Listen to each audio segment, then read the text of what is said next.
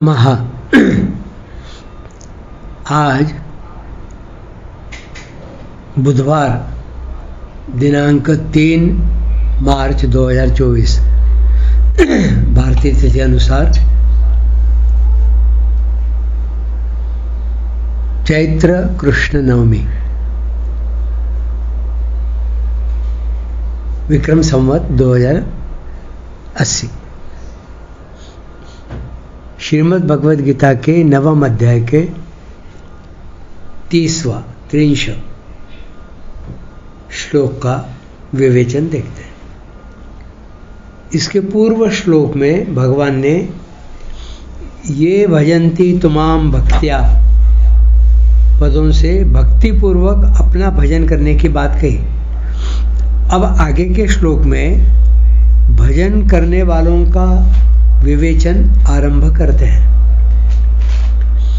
अपि चेत् सुदुराचारो भजते मामनन्यभाक् साधुरेव समन्तव्यः सम्यग् व्यवसितो हि सः।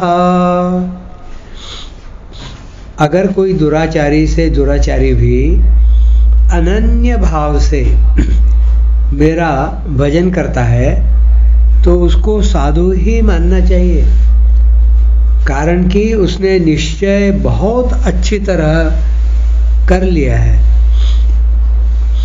कोई करोड़पति या अरबपति यह बात कह सर्वथा ही विरुद्ध चलने वाला, उसके साथ वैर रखने वाला दे कि मेरे पास जो कोई आएगा, कोई करोड़पति या अरबपति यह बात कह दे कि मेरे पास जो कोई आएगा उसको मैं 1 लाख रुपए दूंगा, तो उसके इस वचन की परीक्षा तब होगी जब उससे सर्वथा ही विरुद्ध चलने वाला, उसके साथ वैर रखने वाला, उसका अनिष्ट करने वाला भी आकर उससे 1 लाख रुपए मांगे और वह उसको दे दे। इससे सबको यह विश्वास हो जाएगा कि यह जो मांगे उसको दे देता है। इसी भाव को लेकर भगवान सबसे पहले दुराचारी का नाम लेते हैं। अपि चेत 7वें अध्याय में आया है कि जो पापी होते हैं वे मेरे शरण नहीं होते, और यहाँ कहा है कि दुराचारी से दुराचारी भी अनन्य भाव से मेरा भजन करता है। इन दोनों बातों में आपस में विरोध प्रतीत होता है। इस विरोध को दूर करने के लिए ही यहाँ अपि और चेत ये 2 पद दिए गए हैं।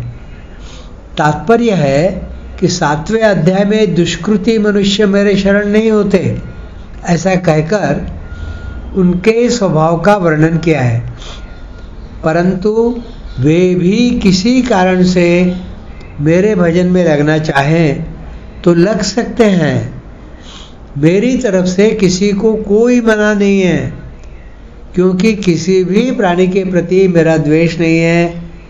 ये भाव प्रकट करने के लिए ही यहाँ अपि और चेत पदों का प्रयोग किया है। सुदुचारो भजते मामनन्य भाक्, जो सुष्ठु दुराचारी है, सांगोपांग दुराचारी है, अर्थात दुराचार करने में कोई कमी न रहे, दुराचार का अंग उपांग न छूटे, ऐसा दुराचारी है, वह भी अनन्य भाग होकर मेरे भजन में लग जाए तो उसका उद्धार हो जाता है। यहाँ भजते क्रिया वर्तमान की है, जिसका कर्ता है सांगोपांग दुराचारी। इसका तात्पर्य हुआ कि पहले भी उसके दुराचार बनते आए हैं और अभी वर्तमान में वह अनन्य भाव से भजन करता है, तो भी उसके द्वारा दुराचार सर्वथा नहीं छूटे हैं। अर्थात कभी कभी किसी परिस्थिति में आकर पूर्व संस्कारवश उसके द्वारा पाप क्रिया हो सकती है। ऐसी अवस्था में भी वह मेरा भजन करता है, कारण कि उसका ध्येय अर्थात लक्ष्य अन्य का नहीं रहा, अर्थात उसका लक्ष्य अब धन, संपत्ति, आदर, सत्कार, सुख, आराम आदि प्राप्त करने का नहीं रहा है। उसका एकमात्र लक्ष्य अनन्य भाव से मेरे में लगने का ही है। अब शंका यह होती है कि ऐसा दुराचारी अनन्य भाव से भगवान के भजन में कैसे लगेगा? उसके लगने में कई कारण हो सकते हैं। जैसे एक, वह किसी आफत में पड़ जाए और उसको कहीं किंचन मात्र भी कोई सहारा न मिले। ऐसी अवस्था में अचानक उसको सुनी हुई बात याद आ जाए कि भगवान सबके सहायक हैं और उनकी शरण में जाने से सब काम ठीक हो जाता है आदि। दूसरी बात, वह कभी किसी ऐसे वायुमंडल में चला जाए जहाँ बड़े बड़े अच्छे संत महापुरुष हुए हैं और वर्तमान में भी है, तो उनके प्रभाव से भगवान में रुचि पैदा हो जाए। तीसरी बात, वाल्मीकि, अजामिल, सदन कसाई आदि पापी भी भगवान के भक्त बन चुके हैं और भजन के प्रभाव से उनमें विलक्षणता आई है। ऐसी कोई कथा सुन करके पूर्व का कोई अच्छा संस्कार जाग उठे जो कि संपूर्ण प्राणियों में रहता है। चौथी बात, कोई प्राणी ऐसी आफत में आ जाए जहां उसके बचने की कोई संभावना ही नहीं थी, पर वह बच गया।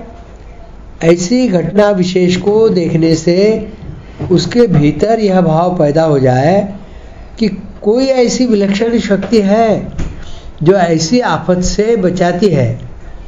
वह विलक्षण शक्ति भगवान ही हो सकते हैं, इसलिए अपने को भी उनके परायण हो जाना चाहिए।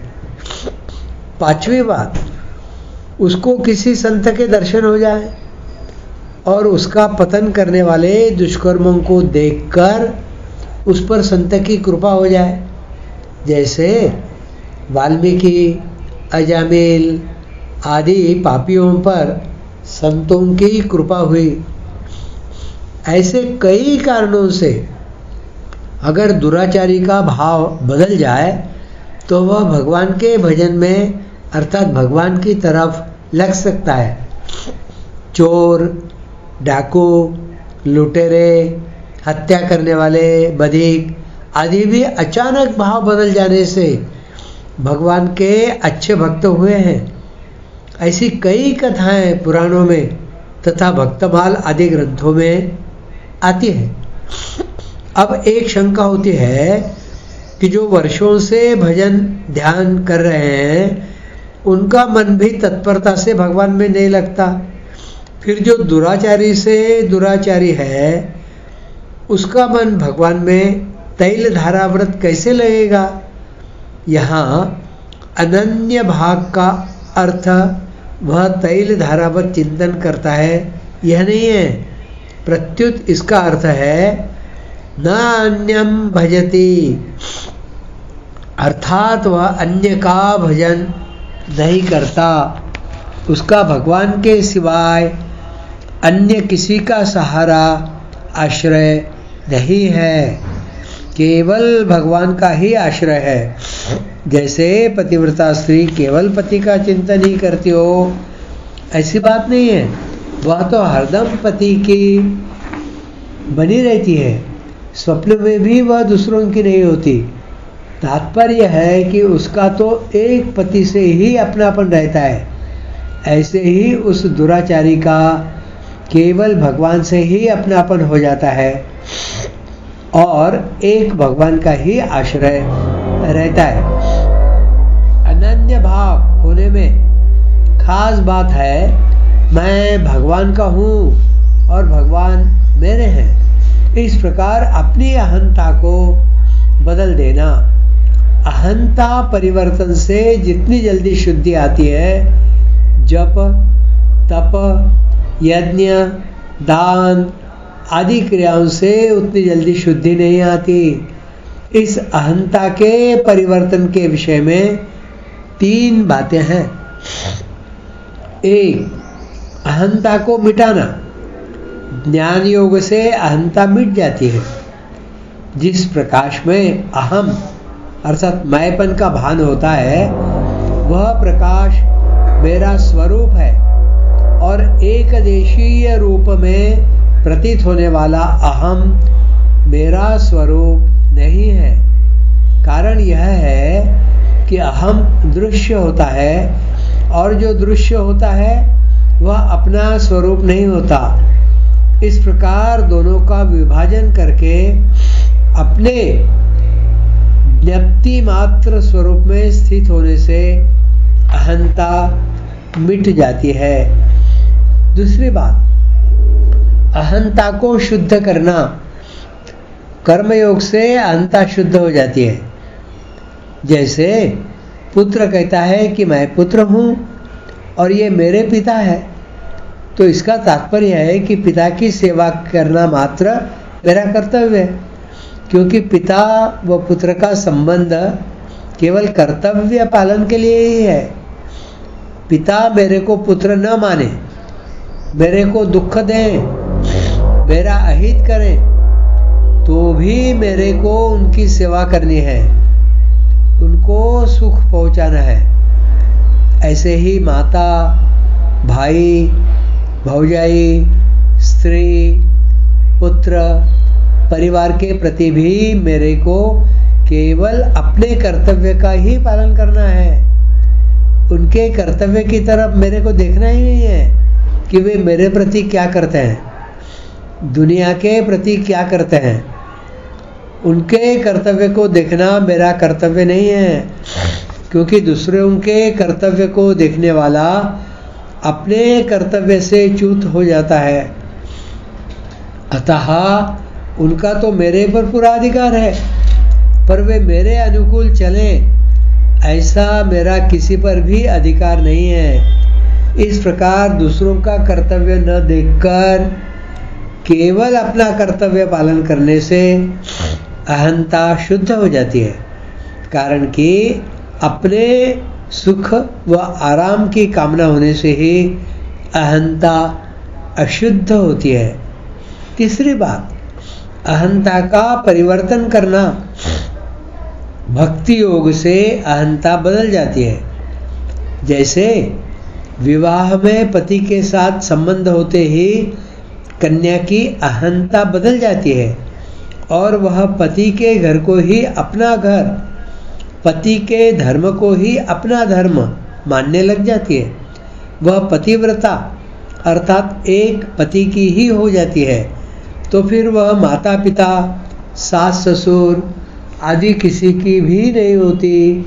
इतना ही नहीं, वह अपने पुत्र और पुत्री की भी नहीं होती, क्योंकि जब वह सती होती है तब पुत्र पुत्र के माता पिता के स्नेह की भी परवाह नहीं करती।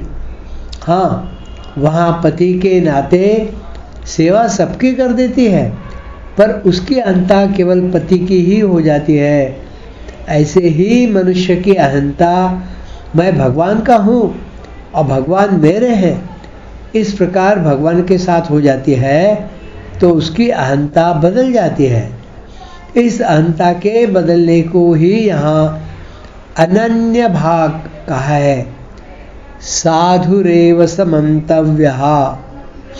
यहाँ एक प्रश्न होता है कि वह पहले भी दुराचारी रहा है और वर्तमान में भी उसके आचरण सर्वथा शुद्ध नहीं हुए, तो दुराचारों को लेकर उसको दुराचारी मानना चाहिए या अनन्य भाव को लेकर साधु ही मानना चाहिए? तो भगवान कहते हैं कि उसको तो साधु ही मानना चाहिए।